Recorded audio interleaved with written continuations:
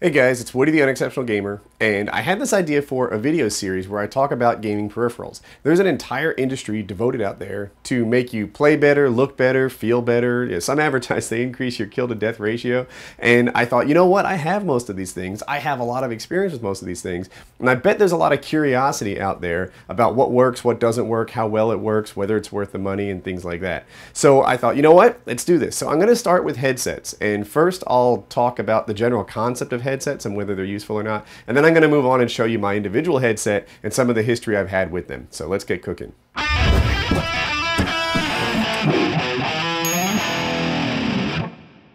All right, headsets. So headsets are really good, right? They're useful. They do a couple of things. The first thing they do, for you as the gamer, they help you hear where the enemy is coming. And I remember when I first got my headset, I was extremely disappointed with that, right? I bought the headset and I thought that I was instantly going to be able to perform these bat-like feats of echolocation. You know, I would just know where everybody was. It would be a constant UAV and it would be perfect. And it's not perfect, right? It took me maybe 3, maybe even 4 weeks to get as good as I was going to get at sound whoring. And this is back in the Call of Duty 4 days. So, while they really help, it's not the first day you put them on. There's kind of a talent to sound whoring. I mean, some people like to say, oh yeah, you just spend your money and you instantly become good at the game. No, you spend your money and it opens up a door to build a skill that gets you better at the game. That's how they actually work. The other thing that they do, aside from helping you as the player, is they help your family. You know, if someone's in the living room playing the game, like maybe your mom's in the kitchen, she does not want to hear, you know, we're losing Bravo for the 10,000th time in a row, right? They get tired of it, these really repetitive game sounds. And, you know, it doesn't matter if it's Call of Duty or Battlefield or some single player game, they just say the same things again and again. You hear the same noises again and again, and nobody wants to hear it. And it's just like, to you as a gamer, it might be, you know, like it might put you in the game and make you feel like you're part of it, and it's that, I'm missing the word, but you know, that experience that draws you into the game. But for everybody else in the room, it's just annoying noise. So the headset takes that, it localizes it to the gamer, and it kind of gives your family a little relief from your gaming hobby.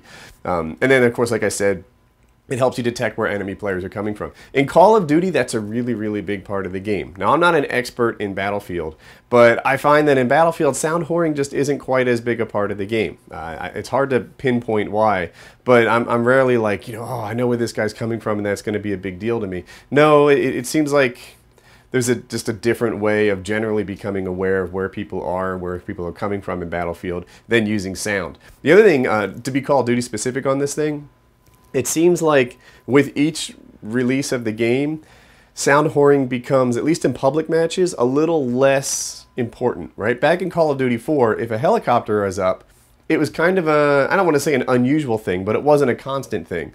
And then you move on to World at War, and the player is like really loud when he walks. He's got like jingle bells on and stuff, and sound whoring is much more difficult. You move to Modern Warfare 2, and all of a sudden, the kill streaks become incredibly loud, right? It seems like there's always a Harrier or a Pavlo or something in the sky. And then you move to Black Ops, and they intentionally ruined sound whoring. They started launching missiles on 2 different maps. There were trains running around. And then the player himself had like a lot of noise if you weren't running Dead Silence. And then in Modern Warfare 3 is a lot like Modern Warfare 2 with the kill streaks. Anyway, so while sound whoring really helps, I don't find that I can always count on it. It seemed like 70% of the time in COD 4, I was in a position to hear where people were coming from, and that number is like 40% of the time in Modern Warfare 3.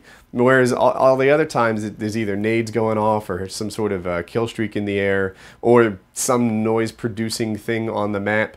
So sound whoring still helps, but that 70-40, like I like those numbers, how often I was able to use sound to my advantage as COD or Call of Duty evolves. The other thing, let's talk about my headset history. So at first I got Turtle Beaches, right? I had Turtle Beaches X4s, then I got X41s, and then I got Astros. So those are the headsets that I've tried. I've also tried, for shorter periods of times, most of them actually, you know, some of the less expensive Turtle Beaches, the Tritons, and others, the Sennhausers, you know, briefly.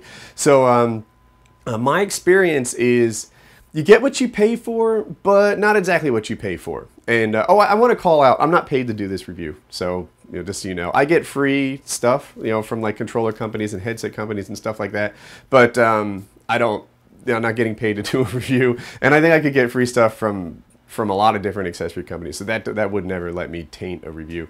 But back on topic, if you buy a $30 headset, you get like 70 or 80% of the value of having a headset, right? You have privacy from the rest of your family, you have sound whoring to a large extent, and then like so many other things in life, like if you've ever looked at speakers for your stereo system, if you ever headsets, if you look at cars, if you look at a lot of things, it seems like when you quadruple the price, it gets 15% better, and if you quadruple it again, it gets 5% better than that. And whether or not that's worth it to you has a lot to do with, how much money is worth to you, right? You may have really wealthy parents and $250 is, something they might just splurge and buy when it's not even your birthday. Or you might be in another situation where $250 is like a serious like family planning type of investment, and that's, you'd be much better off with a $30 headset, because the difference between them, while it's there and while it helps, it's not night and day, right? You get the bulk of the advantage from the having a headset at all. There are some people, like Wings of Redemption is the only one that comes to mind, who actually prefer a $30 headset, but he's in the minority. But it's just worth noting, like, listening to sound is a big part of his game, right? It's not something that he would skimp on, and he actually has a preference for some of those less expensive headsets. I have a preference for the more expensive headsets, which probably makes me normal, but that's that. So anyway, what I'm trying to say is, how well does a headset work? Well, it takes a couple weeks to get good at it. The cheap ones work not as well as the really expensive ones, but they work almost as well as the really expensive ones. And then, they're really helpful for you and everyone in the family. Let's take a look at my actual headset. I'll show you how it works. And yeah, so cut. All right, this is my desk and my headset. You guys don't see this very often. Usually the camera's pointed in the other direction, but here it is. So these are Astros. I like them a lot. There are a couple deficiencies. Let's get the bad out of the way first. The microphone normally comes like this, with this open mic, and for me, this man cave gets hot. There's a computer in here, there's a couple gaming consoles, there's all sorts of electronics, so I like to run the ceiling fan, and this thing picks up the wind from the ceiling fan and annoys my friends. So what I did is I bought this thing. They're cheap. Here, I've got like a pack of them. I get them from BH Photo. I think that's what it's called. You'll find it if you Google it. BH like Bravo Hotel. I don't know what it stands for. But if I put these foam windscreens on the front here for like an extra, I forget, $3, $5 or something like that, then not only does it not pick up the ceiling fan, but I don't have to worry about how it's positioned. Like if it's under my nose and I'm breathing on it, or if I'm mouth breathing, it doesn't bother everybody else. So that's one thing that I'm not in love with about it. I wish they had some internal sort of wind suppressor type thing.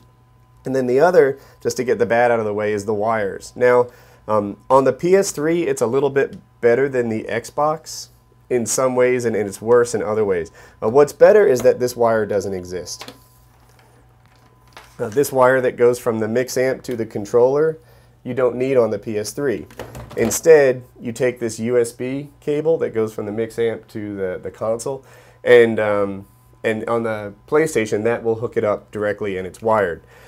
That is good in some ways because there's one less wire, and these wires, get crazy and they roll under my chair and stuff like that. But it's bad in another way because I like hooking this up to my computer. In my setup on an Xbox, the only thing this USB cable does is power the mix amp. That's it. You could also run batteries and get rid of that cable, but I don't like chewing through batteries. So because this is hooked up to my computer, it's always ready for me when I want to talk on Skype. It's always ready for me when I want to record things. I can talk to like some people wonder, like, Woody, hey, how do you record your voice in Game Battles matches and talk to Team Art at the same time?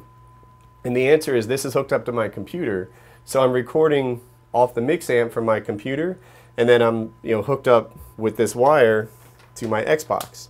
So yeah, I'm actually connected to two sources at one time, and it lets me do YouTube-y stuff like record my voice at the same time I'm playing Game Battles. The other thing is I used to do my commentaries with this mic, and I'll throw a link in the description to an old video of mine so you can hear what my commentary was like. For the most part, it worked pretty well, but it wasn't perfect in that when I think I have a tendency to get sort of quiet and silence, and it didn't pick me up unless I was really projecting. You know, those times where I've got my thoughts all planned out and I'm just going, the mic works great. When I'm, you know, thinking like I just did right there, it didn't pick up my most silent sounds, and that's why I use, you know, this big guy, because it does a nice job. Another thing about the Astro that's unique to it, and this is on the good side, I think, is that, on the bad side, I've got one more thing to get out of the way. This cable here, in my experience, they just seem to wear out every 6 months or so. So I call up, some people buy new ones, but I call up Astro support and tell them that, you know, it's worn out again, and they send me a new one free. And that's not because I have a YouTube channel, it's just because their customer support works like that. So if you're buying these every time there's a problem, consider calling support, letting them know there's a problem, because it's always worked for me, and I don't have to say, like, you know, I'm WoodysGamertag or anything like that. On to the good stuff. So this mix amp has 2 controls. This one here is one of the key things that makes the Astro. It balances between the game volume and the voice volume. So if you're playing with friends and it's just like a casual thing, I sometimes turn it to more voice, so that like the sound of grenades and sound whoring and stuff I don't really care for. But if I'm trying, and if I've got my try-hard pants on, I might put it over to game and barely hear my friends, because I'm mostly interested in footsteps and, you know, the sounds of a gun reloading and things like that.